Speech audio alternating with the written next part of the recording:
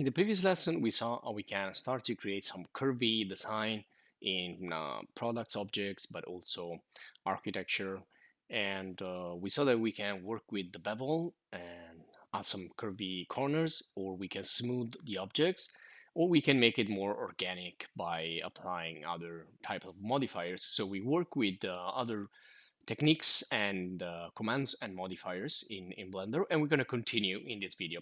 So we saw the subdivision surface, which is a modifier that can help you to smooth and make your design more soft, more rounded, and we can continue and then create more and more subdivisions, and we can proceed into organic modeling and digital sculpting. So just to recap, we can distinguish two main types of modeling.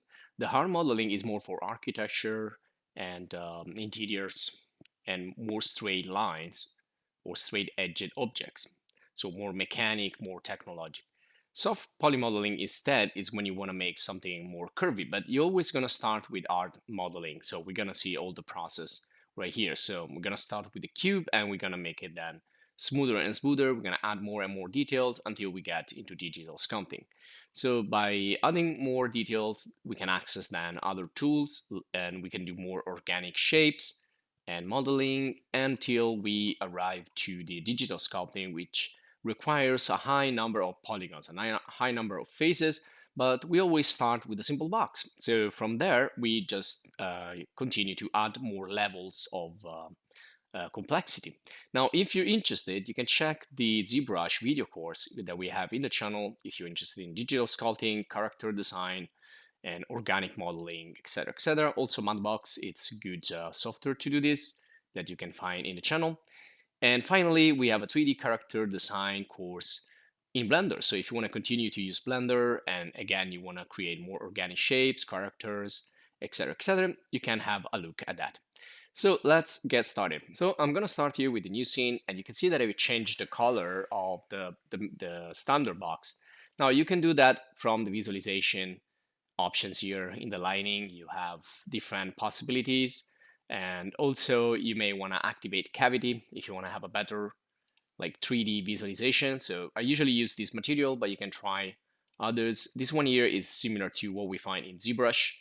So that's the initial cube right here. There are also other options that you can explore, but we already saw some of them previously in other videos. So let's get started at modeling. So let's assume I want to do furniture. Furniture usually has a combination of hard modeling and soft modeling. So let's say we want to do a base that is more hard-edged. So what I would do is start to push around these faces. So I'm going to go also to use the other views. So I'm going to go to edit mode, and I will start by selecting this one here.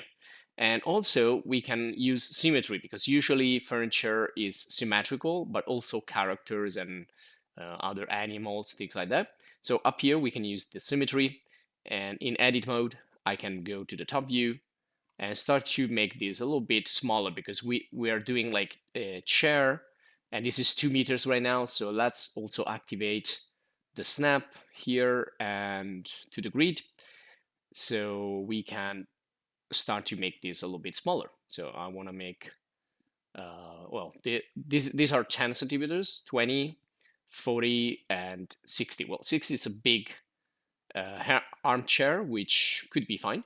And also I'm going to do the same on this other side. So I'm going to activate also the symmetry on the X, and there you go. And then I'm going to turn it off, and then I'm going to push this down. I'm going to use the front view.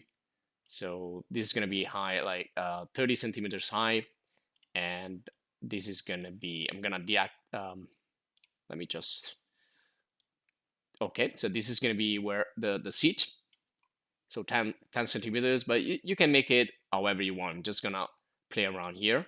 Okay, so this is where we're going to put the seat. So we need some legs. And to create the legs, if we don't have subdivisions already, again, we're going to use the loop cut. I'm going to cut right there, and then I'm going to move it, but now I need to turn off the symmetry. And then I'm going to move it right here, and let's create another cut. Or we can use also the edge slide, which we saw in the previous video. So I'm going to cut right there. let's use the slide. This case is pretty similar. And then we need other two cuts in this other direction. So I'm going to cut here with a loop. I can also make more subdivisions like that. And then I just need to move them in the correct position. So I'm going to go back to the top. And I'm going pretty quick here because we already saw this. So Alt click to select a loop. Alt click to select the loop. And there you go. So now from the bottom, I can extrude these 4 legs for the chair. So extrude and push it down until it goes to the bottom. Okay, so now that this is the base. So if you want to add also like the back, I can use this for example. And if just go in the 2D views if the snap is too strong. Okay, so this is going to be the back. And if I want, I can add like more parts. For example, I can extrude this part right here up to let me adjust it. Okay, and continue until you're satisfied. So this is going to be like the base of the model. Now, remember that in art polymodeling, you can also use other parts. For example, you can use, this edge right here. Let me turn off that. I can like push this forward, or maybe I can take this too and push this like that. So I can give like a more specific shape. And that's all art polymodeling right there. Okay, so this is just an example, of course. You can take your time and try to create your own design. Okay, so also if we don't want this to be too art edged, we can always bevel if we want to add a little bit of roundness in the corners, or we can try already with the subdivision surface. So if I go with the subdivision surface, everything is going to be smoothed out, which is not really cool right now because,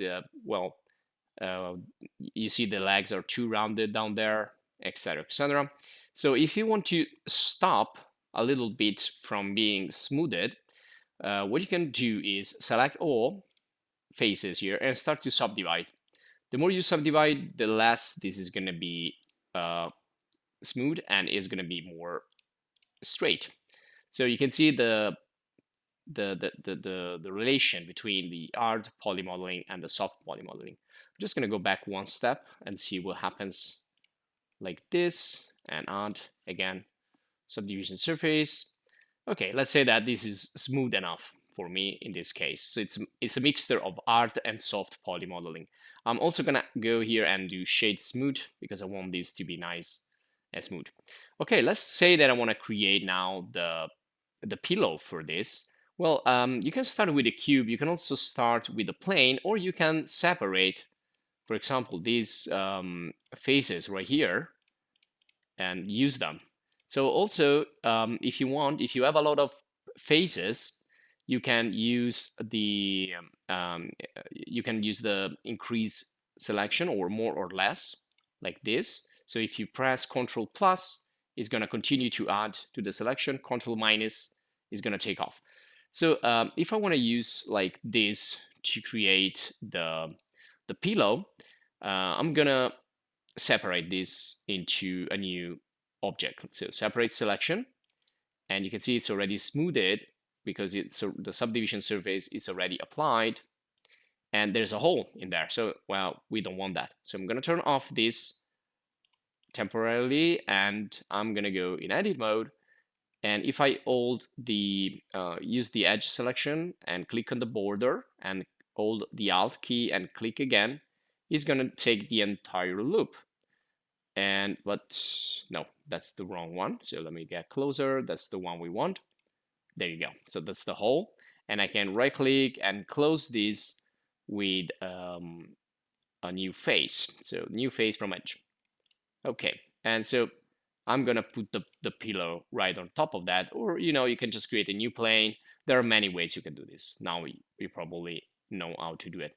And so I think I'm going to extend the pillow also here. So I'm gonna go to edit mode, and I'm gonna take this line of edges right here because, well, I need this to be a little bit more extended. So I'm gonna extrude this using the epsilon direction. So I'm gonna press epsilon, and I'm gonna